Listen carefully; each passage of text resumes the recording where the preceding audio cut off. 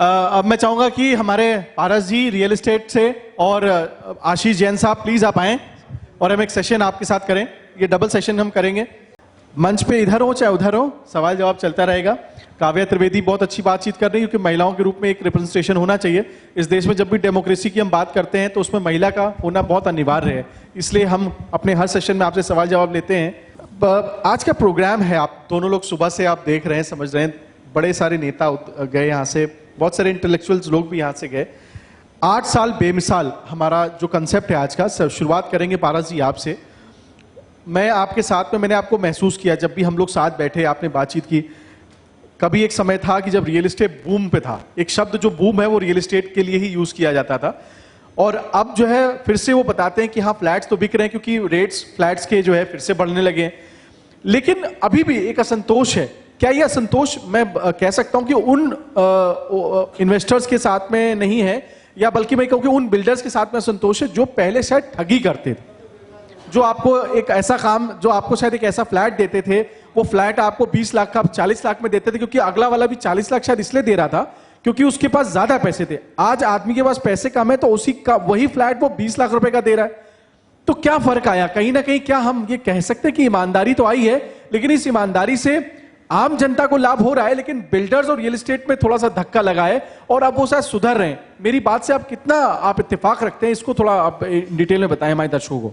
देखिए, सबसे पहले मैं आपको ये बताना चाहूँगा, कोई भी रियल एस्टेट डेवलपर एक बिजनेस जब करता है तो वो चोरी या ठगी के लिए नहीं करता है, क्योंकि किसी भी एक प्रोजेक्ट को डेवलप करने से पहले उसमें उसकी खुद की एक बहुत बड़ी मात्रा में कैपिटल इन्फ्यूज़ की जाती है। क्योंकि अगर हम बात करें रियल एस्टेट प्रोजेक्ट की, तो सबसे महंगा रॉ मटेरियल ज़मीन है, और अगर हम एक ठीक ठाक साइज़ के भी प्रोजेक्ट की बात करें तो कोई भी ज़मीन 200-100 करोड़ रुपए से नीचे नहीं आती। उसको खरीदने के लिए उसको घर से पैसे लगाने पड़ते हैं, उसके लिए अप्रूवल्स लेने पड़ते हैं, और कोई भी एक प्रोजेक्ट का अप्रूवल लेने के लिए लाखों रुपए में नहीं करोड़ों रुपए में खर्चा जाता है। उसके बाद एयरपोर्ट अथॉरिटी से अप्रूवल लिया जाता है, बहुत सारे अप्रूवल्स लिए जाते हैं। तो कोई भी एक डेवलपर चोरी करने के लिए पहले घर से आप समझिए 20, 25, 30 करोड़ रुपए नहीं लगाएगा। ऐसा कोई चोर देखा है आपने जो घर से 30 करोड़ रुपए लेके आया और कहे मैं चोरी का बिजनेस करने जा रहा हूँ? ऐसा कोई भी नहीं होता। ये बात आपकी मैं मानता हूँ कि कुछ पिछले 5-1 साल में 2-4-5 ऐसे डेवलपर जरूर रहे हैं जिनकी प्रैक्टिसेस गलत थी और वो प्रोजेक्ट नहीं बन पाए, बायर्स को भी नुकसान हुआ, बायर्स के साथ साथ अथॉरिटी को भी नुकसान हुआ, और वो आज इस मार्केट में भी नहीं है। बट हाँ, अगर हम पिछले 4-5 साल की बात करें तो अब जितने डेवलपर्स रह गए हैं वो सारे परफॉर्मिंग डेवलपर्स हैं।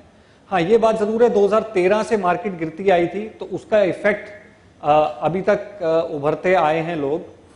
तो इवेंचुअली अब जो डेवलपर्स रह गए हैं वो क्वालिटी डेवलपर्स हैं, दे फोकस ऑन डिलीवरीज, उनके पास्ट रिकॉर्ड्स ऐसे हैं कि उन्होंने प्रोजेक्ट्स डिलीवर करे हैं और आगे भी इच्छा यही है। बट ये है कि अगर हम आज की बात करें तो जो बात आप कह रहे थे कि आज एक बिल्डर 20 लाख में फ्लैट बेच रहा है, आज एक बिल्डर 40 लाख में फ्लैट बेच रहा है, आज ऐसा नहीं है।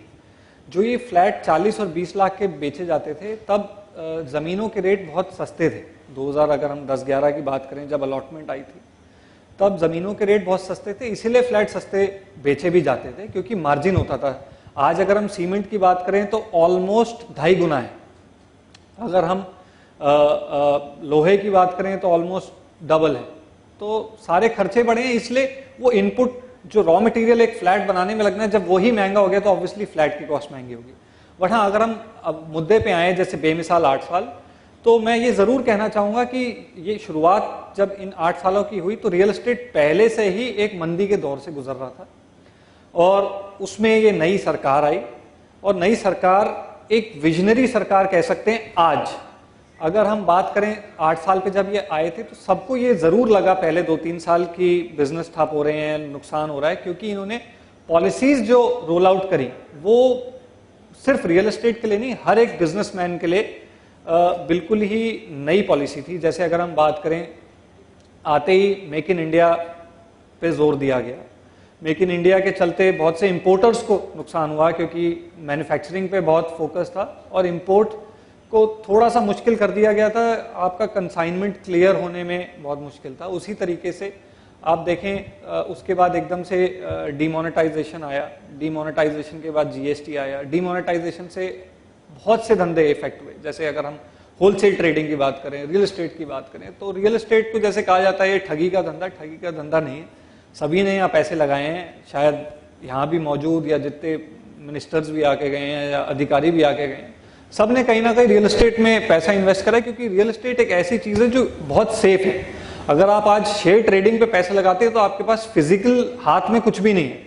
रियल एस्टेट में आपके हाथ में एक प्रॉपर्टी है, आज नहीं, एक नहीं, दो नहीं, तीन नहीं, 6 महीने बाद नहीं, 1 साल बाद उसमें अप्रिसिएशन जरूर आएगी।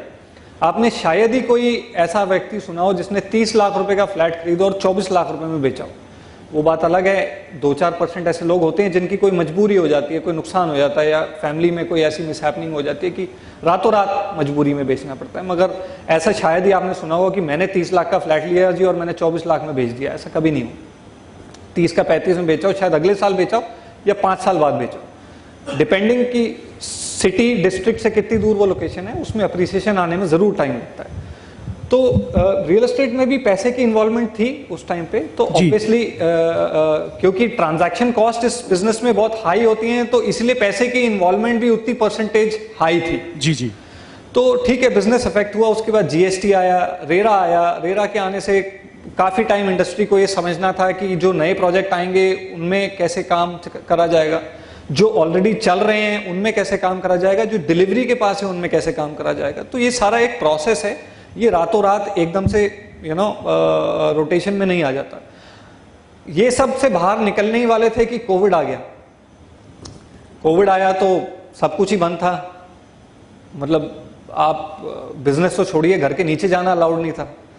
तो ठीक है, that was another setback for real estate. But yes, government ने कुछ पॉलिसीज ऐसी भी रोल आउट करी जो बहुत अच्छा, जिसने इस इंडस्ट्री को पुश बैक दिया है, चाहे वो पिछली सरकार की प्रपोज्ड हो या ना हो।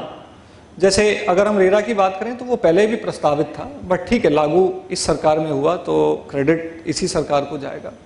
अगर हम बात करें कोविड के बाद बहुत सी ऐसी योजनाएं, प्रधानमंत्री आवास योजना, CLSS स्कीम, ऐसी बहुत सी स्कीम्स है जिसकी वजह से रियल एस्टेट में पुश आया। क्योंकि आज अगर हम देखें तो 80% जो बायर है रियल एस्टेट इंडस्ट्री में वो एंड यूजर है, और एंड यूजर एक नौकरी पेशा आदमी है जो सुबह 8 बजे जाता है और रात को 8 बजे आता है। उसकी लिमिटेड इनकम है और वो उसी इनकम में एक घर बनाना चाहता है जिसमें वो सुकून से रह सके। उसके लिए उसको लोन चाहिए। तो अगर आप समझिए, अगर एक आदमी को सरकार एक फ्लैट खरीदने के लिए लोन पे सब्सिडी दे रही है तो उसके लिए बहुत एक बड़ी एक अचीवमेंट थी कि कुछ पैसा मेरे सरकार ने एक तरफ से दे दिया। तो इसलिए पुश आया रियल एस्टेट में, रेजिडेंशियल सेगमेंट बहुत अच्छे से उठा। उसके बाद सरकार ने देखा कि जब बायर है बाजार में तो नए जो प्रोजेक्ट्स निकल रहे हैं उसको थोड़ा सा कम करने के लिए जो पुराने रुके हुए हैं वहां पहले ही ग्राहक परेशान है और इन्वेंट्री है और वाइबिलिटी है, तो इनको क्यों ना रिवाइव करा जाए। तो स्ट्रेस फंड रोल आउट करा गया 25,000 करोड़ रुपए का, और वो एक बहुत ही मतलब तारीफ काबिल डिसीजन था गवर्नमेंट का, जिसमें रुके हुए प्रोजेक्ट्स के लिए एक कंसोर्शियम बनाया गया जो आज SBI लीड कर रहा है। तो उसमें रुके हुए प्रोजेक्ट्स में फंडिंग दी गई। उसकी कुछ रिक्वायरमेंट्स हैं, अगर वो डेवलपर या प्रोजेक्ट मैच करता है तो उस प्रोजेक्ट में पैसे दिए जाते हैं, और एस्क्रो अकाउंट बना के एक PMC कमेटी डाली जाती है जिसको वो पूरा प्रोजेक्ट मॉनिटर करती है डिलीवरी तक। तो उस वजह से आज आप देखें ऐसे ऐसे प्रोजेक्ट्स डिलीवर हुए जिनकी कोई उम्मीद नहीं थी। तो ये एक बहुत बड़ा पुश बैक था। उसके बाद कैपिटल गेन इन्होंने थोड़ा सा रिवाइव करा, जिसमें काफ़ी एक पुश मिला लोगों को। उसके बाद अगर आप देखें फॉरेन डिसइन्वेस्टमेंट जो पॉलिसी है उसमें इन्होंने बहुत सुधार किया है। 100% FDI आज रियल एस्टेट में है, उसका एक मेथड है, एक प्रोसेस है फॉलो करने पे, तो यू कैन FDI में 100% आज एप्लीकेबल है। उसके बाद श्री नरेंद्र मोदी जी ने एक बहुत अच्छा एक स्टेप लिया कि फॉरेन इन्वेस्टर्स को परमानेंट रेजिडेंसी ऑफर करी गई। अगर वो इन्वेस्ट करते हैं इंडिया में तो 10 साल के लिए परमानेंट रेजिडेंसी भी मिलती है। तो ये सारे स्टेप्स हैं जो अगर मैं सम आउट करूं कि अगर मान लेते हैं कि इन्होंने लागू किए हैं, चाहे पिछली सरकारों में प्रस्तावित थे इनमें से कुछ, इवेंचुअली क्रेडिट तो उसको जाएगा जिसने लागू करें। So, over the past 1.5 years after the COVID, real estate industry is at the highest peak. 2015 के बाद इस साल के पहले क्वार्टर मतलब जनवरी से मार्च में सबसे हाईएस्ट सेल्स हुई हैं रेजिडेंशियल में 99,550 फ्लैट बिके हैं और इसी क्वार्टर में फॉरेन जो प्राइवेट इक्विटी इन्वेस्टमेंट्स हैं वो सबसे हाईएस्ट हैं 1180 मिलियन डॉलर्स की हुई हैं जिसको हम अगर इंडियन वैल्यू में आज देखें तो 9,164 करोड़ रुपए की हुई है जबकि पिछले साल लास्ट क्वार्टर में 597 मिलियन डॉलर्स था जो कि सिर्फ 4600 करोड़ रुपए बनता है तो ऑलमोस्ट 100% का जंप है प्राइवेट इक्विटी इन्वेस्टमेंट में और अगर हम देखें इंफ्रास्ट्रक्चर पे बहुत काम हुआ है आज इंडस्ट्रियलाइजेशन पे बहुत फोकस है खास करके उत्तर प्रदेश में अभी भी और अगर हम बात करें तो ये टोटल एक समरी थी 8 साल की चाहे मैं मानूं शुरुआत में बहुत दिक्कत आई है इस इंडस्ट्री को बट इवेंचुअली अगर हम पिछले 1.5-2 साल देखें ये कुछ ऐसे कॉम्बोज कह लीजिए पॉलिसीज के बैक टू बैक ऐसे आए हैं जिसकी वजह से रेजिडेंशियल सेगमेंट में बहुत उछाल आया है अगर हम बायर प्रेफरेंसेस की बात करें तो कोविड के बाद बड़े फ्लैट्स की सेल बहुत हुई है 2 BHK से ज्यादा 2.5 यानी कि 2 BHK स्टडी रूम या 2 BHK सर्वेंट रूम की ज्यादा डिमांड रही है क्योंकि वर्क फ्रॉम होम कल्चर था लोगों को बड़ा घर चाहिए था हस्बैंड या वाइफ को एक छोटा कमरा चाहिए था जो वो ऑफिस बन जाए बच्चे अपने एक रूम में रहें एक पेरेंट्स के लिए हो जाए या तो ये सब चीजें हमने कोविड के बाद देखी हैं और ये इसीलिए हुआ है क्योंकि बायर की अफोर्डेबिलिटी बढ़ गई बैंक लोन्स के इंटरेस्ट घटाए गए रेपो रेट कम किया गया कोविड में 6 महीने का मोनिटोरियम पीरियड दिया गया बायर लेवल पे भी और डेवलपर लेवल पे भी तो ये कुल मिला के आंकड़े अगर हम देखें तो वो बहुत ह्यूज वॉल्यूम्स हैं जो राहत सरकार ने दी है आगे भी बहुत स्कोप है अगर देखा जाए तो अगर हम सजेस्ट करना चाहें तो आगे और स्कोप है जिसकी वजह से रियल एस्टेट और स्ट्रांग हो सकता है एक सवाल यहाँ पे रजनीश यादव जी पूछना चाहते हैं रजनीश जी आप सवाल पूछना चाहते हैं क्या कहना चाहेंगे मैं आपसे पूछना चाहूँगा कि क्या पिछली सरकारों में की ऐसी क्या खामियां थी जो इस सरकार में बेटर कर दिया है रियल एस्टेट के लिए देखिए उनकी खामियां बताएं इसके तो बेटर आपने बता दिया जो पिछली सरकारें थीं उनकी खामियां बताएं कि उन्होंने पिछले जैसे बताते हैं कि 60 सालों में कुछ नहीं किया किसी भी उसमें आप पिछली सरकारों की खामियां बता दें देखिए मैं इस बात से एक अच्छा सवाल है पारस जी राजनीतिक रूप से नहीं लेकिन मुझे लगता है कि ईमानदार रियल एस्टेट डेवलपर के तौर से आपको ये आंसर देना चाहिए ये सवाल उल्टा मैं भी बहुत जगह पूछता हूं कि बहुत से लोग कहते हैं पिछले 60-70 साल में कुछ नहीं हुआ मैं इस बात को बिल्कुल नहीं मानता हूं अगर पिछले 60-70 साल में कुछ नहीं हुआ तो मेरे शब्दों को माफ करिएगा तो जैसे कहते हैं नरेंद्र मोदी जी रेलवे स्टेशन पे चाय बेचते थे तो वो स्टेशन आया कहां से दूसरी चीज अगर पिछले 60-70 साल में कुछ नहीं हुआ तो ये जो इनॉग्रेशन हो रहे हैं ये पिछली ही सरकारों की योजनाएं हैं और मैं ये भी नहीं कह रहा कि सारी योजनाएं पिछली सरकारों की हैं इनकी भी हैं जो मैंने आपको बताई जैसे real estate stress fund repo rate कम हुए मोनिटोरियम हाँ ठीक है अगर हम पिछली सरकार की बात करें तो कुछ योजनाएं पिछली सरकार की थी जैसे एयरपोर्ट पिछली सरकार में प्रस्तावित था बट लागू इन्होंने किया तो मैंने कभी भी ये नहीं कहा कि पिछले 60-70 साल में कुछ नहीं हुआ पिछले 60-70 साल में अगर मैं बात करूं तो बहुत कुछ हुआ है उसकी रिफाइनमेंट्स इनको करने को मिल रही हैं इनको उसको नेक्स्ट लेवल पे ले जाने को मिल रहा है एक बड़ी बात खासतौर से सर अब मैं यहाँ पे आशीष जी से मैं पूछना चाहता हूँ सर काफी लोग आपको सर क्योंकि हमारे साधना प्लस न्यूज पे हम इसका लगातार टेलीकास्ट कर रहे हैं ईश्वर टीवी साधना टीवी और खासतौर से देवम पे हम आपके प्रोग्राम को हम लगातार टेलीकास्ट कर रहे हैं और जनता आपकी बात को सुन रही है और इसको कहीं ना कहीं आपसे वो प्रेरणा भी लेगी जो बिजनेसमैन के लिए एक बहुत अच्छी बात अभी हमारे पूर्व मंत्री जी ने जब पूर्व हमारे गेस्ट जो वर्तमान में मंत्री उन्होंने कही कि बिजनेसमैन की सरकार हुआ करती थी लेकिन सबसे ज्यादा जीएसटी लागू किया गया नोटबंदी लागू किया गया लेकिन उसके बाद भी व्यापारियों में कोई असंतोष नहीं है व्यापारी कहीं ना कहीं व्यापार बढ़ रहा है सर आप क्या मानते हैं कि क्या जीएसटी लागू होने से नोटबंदी लागू होने के बाद से आज 8 वर्ष सरकार के हो रहे हैं एक बिजनेसमैन के होते हुए आपको क्या नुकसान हुआ क्या फायदे हुए वो आप हमारे दर्शकों को जरूर बताएं नमस्कार ब्रिजमोहन जी सबको बहुत बहुत नमस्कार पहले तो मैं सर आपकी बात पे जो आपने क्वेश्चन किया कि पिछले सरकार में क्या कमी थी या क्यों रियल एस्टेट में हुआ, मैं रियल एस्टेट एक्सपर्ट नहीं हूँ, बट जो एज अ ले मैन मेरे को जो लगता है वो मैं शेयर करना चाहूँगा। मुझे जो लगता है पिछली सरकारों में क्या है, जैसे हम कोई भी बिजनेस करते हैं, स्टार्ट करते हैं, तो एक प्रोजेक्शन होता है, हम प्रोजेक्ट करते हैं, प्रोजेक्शन रिपोर्ट बनाते हैं कि हम ये काम इतने समय में पूरा करेंगे। नेचुरली टाइम की वैल्यू होती है, टाइम की कॉस्टिंग होती है, फाइनेंस से लेकर काम करते हैं, लोन्स होते हैं और इंटरेस्ट लगता है। तो कहीं ना कहीं वो सब चीज़ें अगर डिले होता है प्रोजेक्ट, तो वो सब चीज़ें कॉस्टिंग को बढ़ाता है। तो पिछले गवर्नमेंट्स में मुझे जो लगता है, एज पर माई नॉलेज या माई थिंक, पिछले गवर्नमेंट्स में क्या होता था कि जैसे इन्होंने बताया कि रियल एस्टेट प्रोजेक्ट में कई सारी अप्रूवल्स लेने पड़ते हैं, तो जो टाइम कंज्यूमिंग था अप्रूवल्स लेने का वो बहुत बड़ा होता था। उसमें आप एक डिपार्टमेंट से दूसरे डिपार्टमेंट जब चक्कर काटते थे तो आपका जो प्रोजेक्शन था वो फेल हो जाता था। एक बिल्डर ने प्रोजेक्ट किया कि मैं एक एक्स वर्क 2 साल में कंप्लीट करूंगा, उसको कंप्लीशन में 2 की जगह 4 साल और कभी कभी 5 साल तक पहुंच जाता था। उससे कॉस्ट ऑफ प्रोजेक्ट कई फोल्ड्स बढ़ जाती थी। जो इस गवर्नमेंट में इन्होंने अचीव किया या नहीं किया मैं नहीं कह सकता, बट सिंप्लीफाई करने की डेफिनेटली बहुत कोशिश हुई है कि 1 विंडो में आपके सारे जो अप्रूवल्स हैं एक तो मिनिमम हो जाएं, जो अननेसेसरी अप्रूवल्स हैं वो कम हो जाएं, और 1 विंडो स्टॉक में आपके अप्रूवल्स अप्रूव हो जाएं, तो जिससे आपका प्रोजेक्ट टाइमली कंप्लीट हो पाए, जो आपकी प्रोजेक्शन है उसके हिसाब से उसी कॉस्ट में या उससे आसपास कंप्लीट हो जाए, तो वो बेनिफिट मुझे जो लगता है। आप एक बिजनेसमैन हैं और नोएडा में एक्सपोर्ट की कंपनी चलाते हैं जी। मैं आपसे पूछना चाहूँगा कि जो नोएडा है एक औद्योगिक क्षेत्र बनाया है, और जो पिछली सरकारें थीं बहन कुमारी मायावती की और मुलायम सिंह यादव की, उनके द्वारा नोएडा शहर को काफ़ी डेवलप किया गया। इस बीजेपी गवर्नमेंट में ऐसा कोई सेक्टर बताएंगे जिसमें उद्यमियों के लिए कोई ज़मीन अलॉट की गई हो या कोई ऐसा सेक्टर बनाया गया हो जहां उद्यमियों ने अपने नए कारखाने लगा लिए हों, या पिछली सरकारों के ही अलॉटेड ज़मीन पर वो कार्य चल रहे हैं?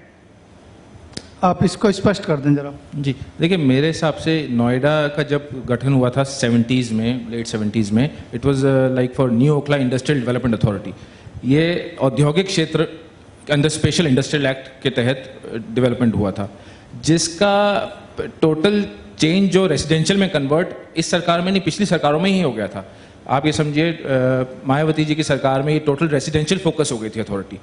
उस सरकार से सारे जो सेक्टर्स थे, जो यहाँ सारा रेसिडेंशियल यूज़, इंडस्ट्रियल कम हो गई, रेसिडेंशियल बढ़ गई। तो ये मैं मानता हूँ इस गवर्नमेंट ने भी इधर, क्योंकि लैक ऑफ ज़मीन की वजह से मान लीजिए कि इधर ज़मीन अब कम बची है, सारी जगह रेसिडेंशियल एरिया आ गया और ये इंडस्ट्रियल की अपनी जो पहचान थी वो खोता जा रहा है। अब इंडस्ट्रियल बहुत कम सेक्टर रह गया, या पुराना नोएडा सोचिए वही रह गया, तो जगह का अभाव तो है ही, क्योंकि रेसिडेंशियल में पुरानी सरकारों ने इसको कन्वर्ट कर लिया था। आप किसी भी वजह से माने कि मॉनिटरी गेन की वजह से या कोई भी मतलब जो किसी भी वजह से माने, करप्शन मान लीजिए या कुछ भी, तो इसका जो पहचान तो पुरानी गवर्नमेंट्स में ही खो चुका था नोएडा। अब जो नए इंडस्ट्रीज आ रही हैं, जो डेवलपमेंट हो रहा है, आपने भी सुना होगा बोइंग का प्लांट आगे ग्रेटर नोएडा में प्रपोज्ड है, एयरपोर्ट प्रपोज्ड है और कई बड़ी बड़ी फैक्ट्रीज यहाँ प्रपोज्ड हैं। तो नोएडा से दूर जाकर जहाँ जमीन अवेलेबिलिटी है, बिकॉज बड़ी जमीनें चाहिए। जैन साहब, मैं आपसे केवल इतना मेरा प्रश्न है कि कोई सेक्टर उद्यमियों के लिए बनाया है या नहीं बनाया है, क्योंकि आप बिजनेसमैन हैं, आपको बिजनेस जो है इंडस्ट्रियल एरिया में करना है। कोई इंडस्ट्रियल एरिया नोएडा के इर्द गिर्द कोई बनाया है इन पिछले 6 सालों में? मैं आपको वही कहना चाह रहा था कि नोएडा में क्योंकि ज़मीन का अभाव है, तो नोएडा में इंडस्ट्रियल सेक्टर अभी नया कोई डेवलपमेंट नहीं हो रहा। लेकिन हाँ, बड़ी ज़मीनों के लिए ग्रेटर नोएडा और आगे यमुना में डेफिनेटली वहाँ सरकार काम कर रही है, मेरी नॉलेज के हिसाब से। नहीं, कुछ अलॉटमेंट्स हुए भी। मुझे लगता है कि खास तौर से, क्योंकि देखिए सर, टेक्निकली ये जो सवाल जवाब है रजनीश जी, मुझे लगता है कि नोएडा अथॉरिटी से मैंने ऋतु महेश्वरी जी को मैंने इनवाइट किया था, लेकिन मुझे लगता है कि वो अपरिहार्य कारणों से वो नहीं आ पाए। और उनका ही कहना था कि राजनीतिक कार्यक्रमों में हम लोग ऐसे बिना परमिशन लिए, क्योंकि खासतौर से अभी उनको हाल ही में आपको पता है एक बड़ी फटकार लगी है, उसकी वजह से उसके बाद से वो नियम कानून बहुत मानने लगी। हम कभी अगली बार जब उनको रखेंगे या इंडस्ट्रियल डेवलपमेंट मिनिस्टर को रखेंगे अपने साथ, नंदी जी को, तब मुझे लगता है आपकी बात ज्यादा अच्छी रहेगी। अब आशीष जी, पारस जी, आपने बहुत बेहतरीन इस मुद्दे पर आपने अपने पक्ष रखा और बड़ा तथ्यात्मक पक्ष रखा, और इस सेशन को आपने सुना भी। मैं आखिरी ब्रीफ में आपसे जरूर बाइंड अप लेना चाहूँ कि आपकी और अपेक्षाएं क्या होंगी सरकार से? अब 8 साल के बाद 2 साल अभी और बचे हैं, और भविष्य में भी अगर सरकार अगर आती हो भारतीय जनता पार्टी की और मोदी जी के नेतृत्व में, तो आप दोनों लोगों से पूछूंगा बारी बारी की क्या अपेक्षाएं आपकी और रहेंगी आने वाले समय में? देखिए, सबसे पहले तो मैं कहूँगा जो काम इन्होंने स्टार्ट किए हैं बहुत अच्छे किए हैं। और जैसे हम कभी भी कोई चीज़, कोई नई स्कीम आती है, जैसे जीएसटी कहिए, जीएसटी जब आया डेफिनेटली बहुत प्रॉब्लम हुई और लॉसेज हुए उन दिनों, बिकॉज कोई भी चीज़ नया स्टार्ट होता है, हम बीज भी डालते हैं तो एक्सपेक्ट नहीं करते कि वो अगले साल हमें रिटर्न देगा, बट अब उसके रिटर्न्स दिख रहे हैं और डेफिनेटली बिजनेस बहुत अच्छा हुआ है। ईज़ ऑफ डूइंग बिजनेस में मैंने पहले भी कहा था कि बहुत ईजी हो गया है, एक्सपोर्ट इंपोर्ट का प्रोसेस बहुत ही अच्छा हो गया, बहुत ईजी हो गया, प्लस रिफंड्स बहुत फास्ट मोड से आ रहे हैं। इसमें तो किसी भी एक्सपोर्टर से पूछेंगे आप, डेफिनेटली बहुत ही अच्छा इंप्रूवमेंट हुआ है।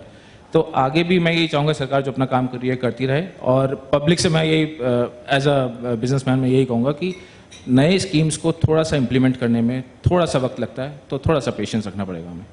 पारस जी, आप अपना आखिरी लास्ट कमेंट। बिल्कुल, जैसे आशीष जी ने कहा, बिल्कुल सही कहा, मैं इस बात को मानता हूँ। सबसे पहली चीज़ हमें ये माननी पड़ेगी कि हमारी देश की आबादी दुनिया की दूसरे नंबर पे है, तो हमारे यहाँ वैसे ही किसी चीज़ को इम्प्लीमेंट करने के लिए उतना प्रोपोर्शनेट टाइम लग जाता है। तीसरी चीज़, जैसे आपने मुझसे पूछा कि हमारी क्या इच्छाएं, क्या अपेक्षाएं हैं, वो रियल एस्टेट के अगर मैं पॉइंट ऑफ व्यू से बोलूं तो अभी भी इसमें बहुत स्कोप है। सबसे पहला तो रियल एस्टेट अभी भी एक सेक्टर है, इसको एक इंडस्ट्री का दर्जा देना बहुत ज़रूरी है, क्योंकि इससे बहुत सारी एलाइड इंडस्ट्रीज चलती हैं, जैसे एडवर्टाइजमेंट, सीमेंट, स्टील, फर्नीचर, लकड़ी, लेबर। तो ये एलाइड इंडस्ट्रीज हैं जो रियल एस्टेट पे डिपेंडेंट हैं, और रियल एस्टेट अभी इस समय करीब 7% का कंट्रीब्यूशन देता है जीडीपी में, जो 2022 से 27 करीब 13% तक चला जाएगा। तो इट इज़ हाई टाइम कि हम इसको अब इंडस्ट्री डिक्लेयर करें, ताकि बाकी के और जो बेनिफिट्स इस इंडस्ट्री को पास ऑन कर सकते हैं वो करे जाएं। दूसरा, एक नेशनल लेवल पे मैं चाहूँगा, जैसे रियल एस्टेट पे जीएसटी लागू है, उसके बाद स्टैम्प ड्यूटी लागू है, तो not as a real estate individual मैं आपसे बात करना चाह रहा हूँ, मैं आप लोगों के पॉइंट ऑफ व्यू से बात करना चाह रहा हूँ। आप लोग ग्राहक हैं, अगर आप एक मान लेते हैं 50 लाख रुपए की प्रॉपर्टी ले रहे हैं, उसके ऊपर आप 12% का जीएसटी पे कर रहे हैं, और एज सैलरीड इंडिविजुअल्स उसका कोई आपको इनपुट तो मिलता नहीं है। उसके बाद आप स्टैम्प ड्यूटी पे करते हैं 6 से 7% की। तो मैं ये चाहता हूँ, इससे और पुश आएगा, गवर्नमेंट को रेवेन्यू भी बढ़ेगा अगर रियल एस्टेट पे थोड़ा सा जीएसटी कम करा जाए, क्योंकि 12% वो है, 6 से 7% स्टैम्प ड्यूटी है। और अगर हम नोएडा की मार्केट की बात करें तो यहाँ तो और ज़्यादा इम्पैक्ट पड़ता है एक बायर को। अगर वो सेकेंडरी ट्रांजैक्शन में अपार्टमेंट ले रहा है, तो यहाँ पे नोएडा अथॉरिटी या ग्रेटर नोएडा अथॉरिटी एक ट्रांसफर मेमोरेंडम चार्ज लेती है, टीएम लेती है, वो एक अलग कॉम्पोनेंट है। तो अगर आप बायर के पॉइंट ऑफ व्यू से देखेंगे तो ये पैसा ना उसको लोन मिलता है, ये सब उसको अपनी जेब से देना है। तो 50 लाख का मान लीजिए 12% वो, 6 से 7% की स्टैम्प ड्यूटी, और अगर सेकेंडरी ट्रांजैक्शन कर रहा है तो टीएम, वो अप्रोक्सीमेटली 3% पड़ता है। तो आप समझिए, डाउन पेमेंट अगर उसने 10% की करी 50 लाख रुपए मतलब प्रॉपर्टी लेने के लिए, अप्रोक्सीमेटली अगर आप इसको सम अप करेंगे तो करीब 40% उसको अपनी जेब से देना पड़ रहा है, which is a very huge amount. तो अगर ये कंपोनेंट्स अगर हम कम करें रियल एस्टेट पे, रेवेन्यू बढ़ेगा, सरकार का भी कम नहीं होगा, क्योंकि बाइंग पोटेंशियल आदमी की बढ़ जाएगी। अगर आप समझे टैक्स कम हो जाए प्रॉपर्टी खरीदने पे, स्टैम्प ड्यूटी थोड़ी सी कम हो जाए, तो वो अफोर्डेबल हो जाएगी, क्योंकि इस पे लोन नहीं मिलता आपको, कहीं भी रजिस्ट्री कराने के लिए लोन नहीं मिलेगा, जीएसटी पे करने के लिए लोन नहीं मिलेगा, ये ट्रांसफर मेमोरेंडम चार्ज जो पे करना है इसके लिए लोन नहीं मिलेगा। तो ये एक बहुत बड़ा कंपोनेंट है जो अफोर्डेबिलिटी को बढ़ाएगा। तो यही कुछ सजेशंस हैं जो अगर माने जाएं तो। Sir thank you so much sir, आप दोनों लोग ने अपना समय दिया और आपने इतनी मैं कह सकता हूं कि सुबह से आपने इस पूरे सेशन के दौरान तमाम गेस्टों को भी सुना, लगातार आप मौजूद रहे। आप एक सिर्फ दर्शक की तरह नहीं आ पाए, आपने क्वेश्चन आंसर सेशन का भी आपने पूरा उपलब्धता अपनी दिखाई आपने, और पूरी ईमानदारी से दिखाई, और साथ में आपने इतने अच्छे तरीके से हमारे दर्शकों को, उत्तर प्रदेश के खास तौर से हमारे दर्शक साधना प्लस न्यूज़ के और साधना धार्मिक, ईश्वर टीवी और देवम के हमारे दर्शकों को आपने अपनी बात को पहुंचाया। बहुत बहुत धन्यवाद सर। सर आपका थैंक यू, और पूरे आपके चैनल का थैंक यू जो आपने हमें यहाँ बुलाया और इस लायक समझा। Highly grateful.